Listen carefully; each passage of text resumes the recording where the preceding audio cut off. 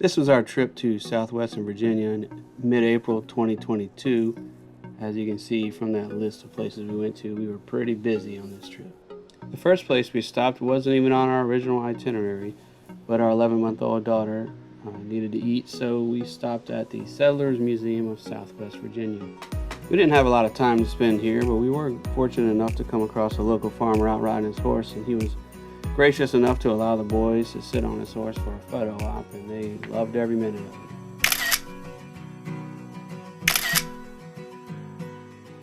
Our first official stop on the trip was Natural Tunnel State Park, where we stayed in cabin number 11.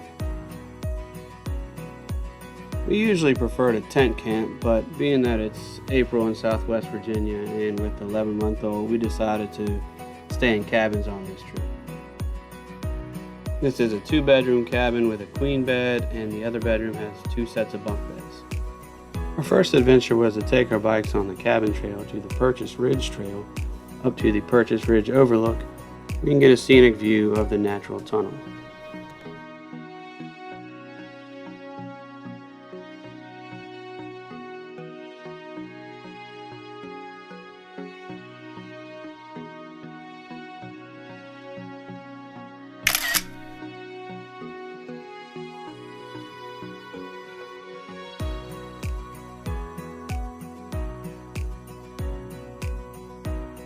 Next, we venture down to the Visitor Center of Natural Tunnel State Park, where visitors have the option to hike down to the opening of the natural tunnel or take a chairlift down.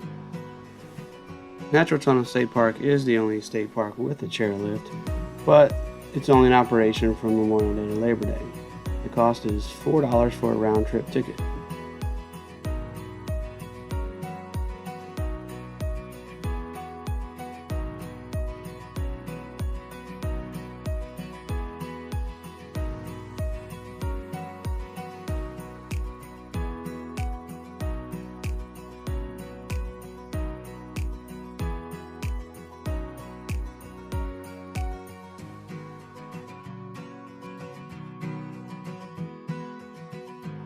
The main tunnel is over 850 feet long and 10 stories tall, and still has active trains running through it several times a day.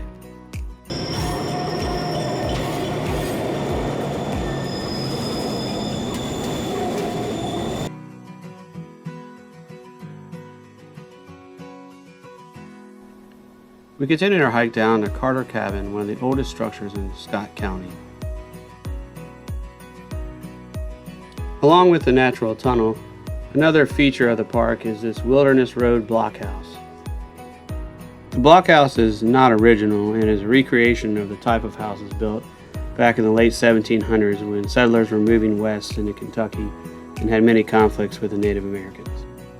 Up next was a NASCAR Truck Series race at Bristol Motor Speedway.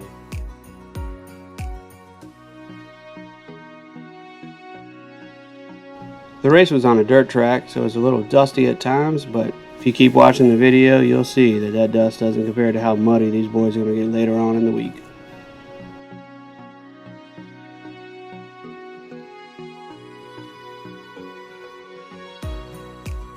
He has done it. Ben Rhodes wins on the dirt at Bristol. One of the main features of our trip was the Devil's Bathtub. Not only is it a beautiful, crystal clear swimming hole in the mountains, but the hike to get to the Devil's Bathtub is an adventure in itself. We had scheduled to do the Devil's Bathtub hike on Monday, but due to incoming cold weather, we decided to push the trip up to Easter Sunday. Due to the popularity and limited parking for this hike, we recommend getting there as early as you can. We started this hike around 10 a.m. on Easter Sunday and didn't see anyone on the trail. We did have another family show up after we were at the tub for about 30 minutes, but if you do this hike in the summer months, it will be extremely crowded, so again, get there as early as you can. As I stated before, part of the fun is the hike itself. You do cross a creek somewhere between 12 and 15 times. This can lead to dangerous situations because if there's a lot of rain, the creek will rise enough to make it almost impossible to cross. Several people have had to be rescued doing this hike, so just make sure you check the weather before you head out. The first body of water shown is not actually the bathtub, but instead just a larger swimming hole located just downstream of the bathtub.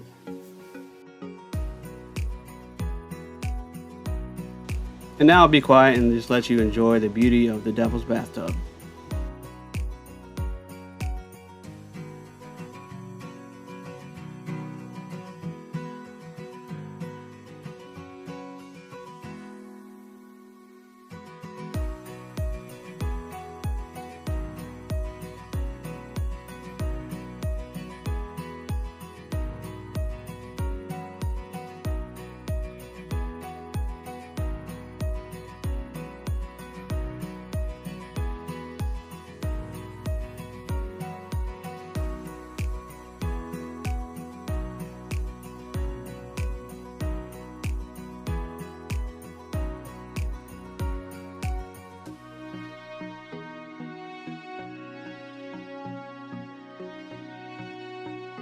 This smaller hole you see here is actually the Devil's Bathtub.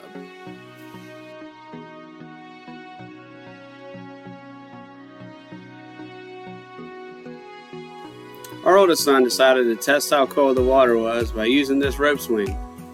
He instantly regretted this decision. This dog joined us on the hike right before we got to the bathtub and decided to follow us all the way back to the car. This made the hike back much more enjoyable, as the boys are a lot more motivated to run and enjoy the hike back than they normally would have been.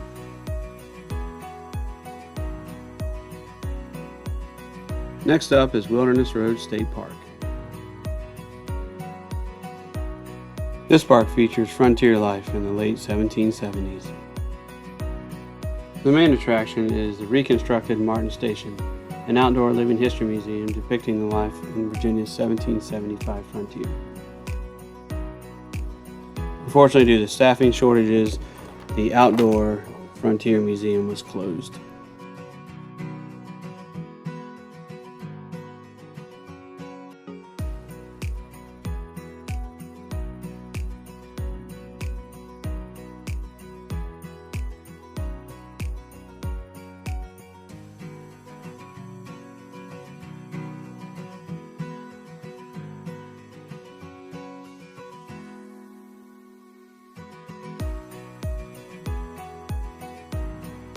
They also have buffaloes. Continuing our journey west on Route 58, we get to Cumberland Gap.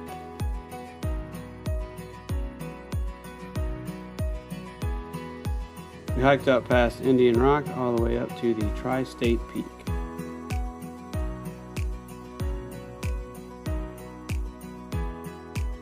The boys thought it was pretty cool to be in 3 different states at the same time. We attempted to get a more bird's eye view of the Cumberland Gap from the pinnacle overlook. However, Mother Nature had other plans.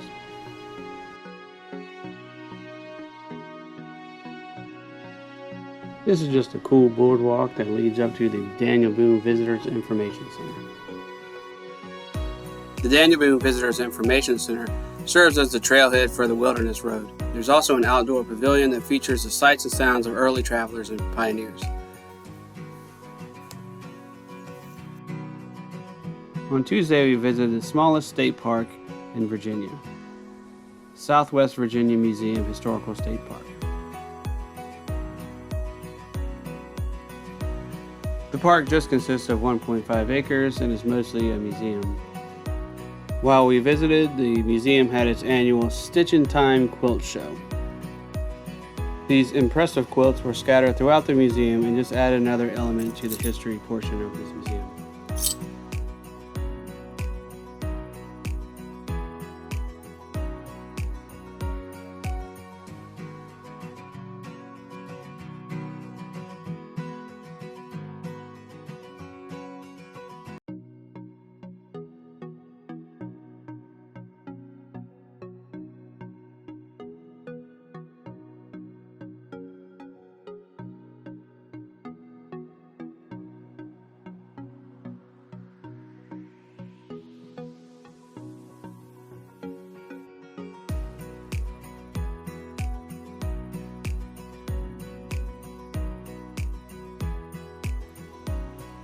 From here, we headed to St. Paul, Virginia to stay a night in the Western Front Hotel.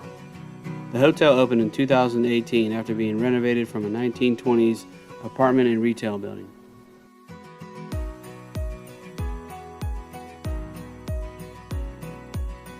One of the reasons we stay at this hotel is because you can rent ATVs directly from them and take them on the Spearhead trail system. We rented a 4-person Polaris Razor and drove it off-road from St. Paul to Coburn.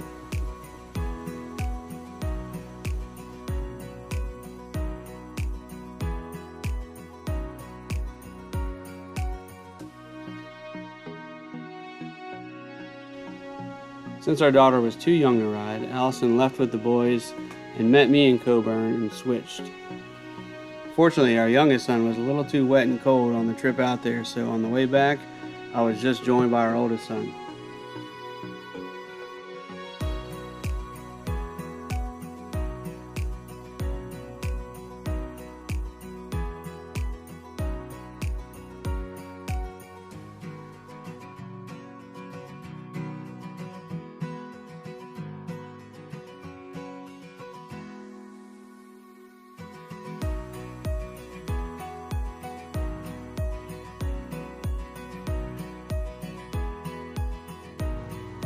I think this is the point that our youngest son regretted his decision to ride in the front seat.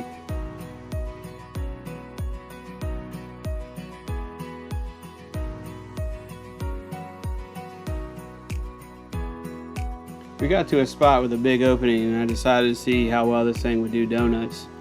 Tires were a little more grippy than I thought, and once I went up on 2 wheels I figured that was probably enough.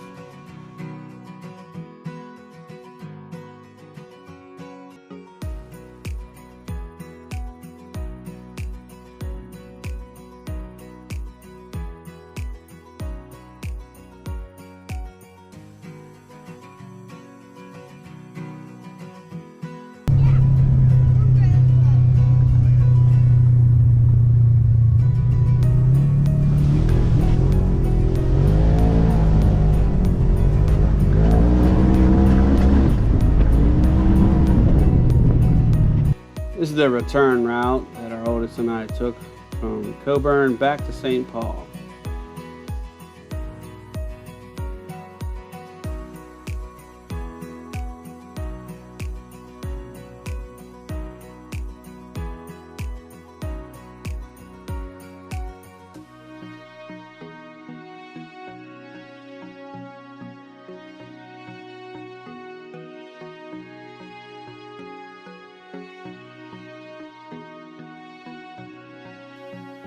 After riding ATVs, we headed to Clinch State Park.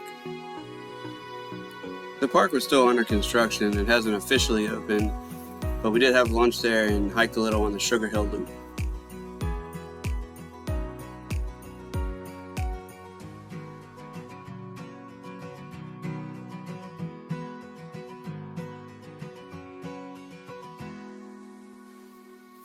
After lunch, we headed to the Jefferson National Forest to ride our bikes on the Guest River Gorge Trail. The trail runs down an old railroad track beside the Guest River. It's a mostly flat trail, but it does have some descent as it follows the river. The trail is 5.8 miles in total length, but the kids were pretty tired, so we only rode a couple miles down to Crab Orchard Branch Falls, where we had some snacks and took a couple family photos at the waterfall. Our oldest son wanted to film this part, so a lot of this video comes from his helmet cam.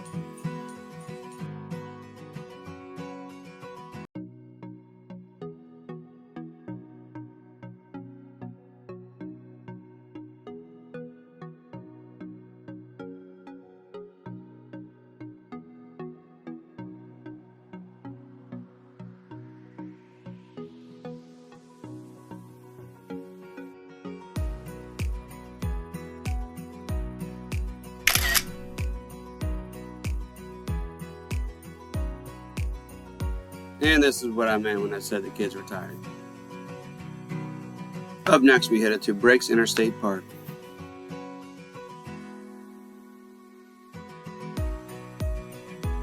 We stayed in Woodland Cottage B. It is a 2-bedroom, split-level cabin.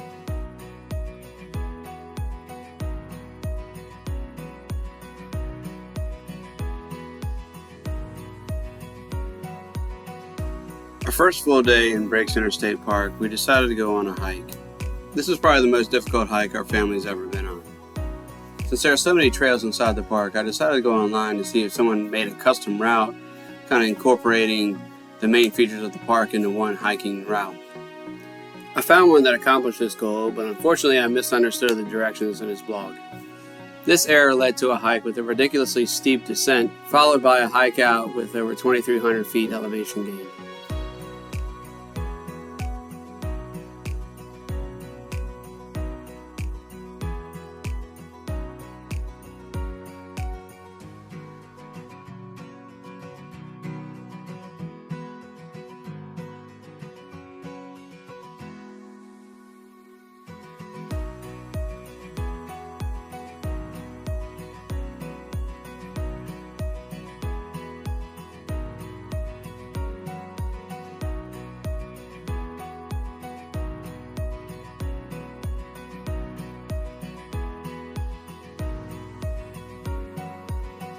There's a reason Breaks Interstate Park is known as the Grand Canyon of the South. Many of the trails take you not just along, but through massive rock formations and towering sandstone cliffs.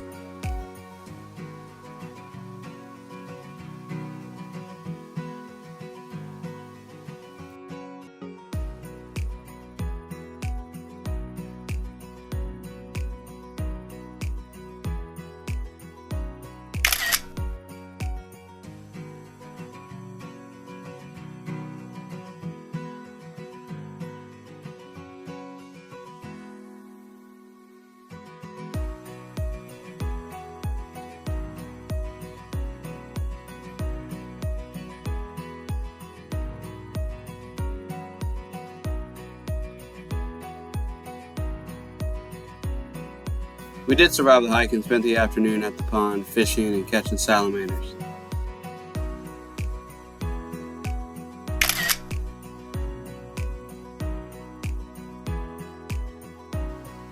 Our last stop of the trip was Ferrystone State Park. We hit up the park on the way home, spent a lot of time at the lake, but the kids were excited to try to find some fairy stones.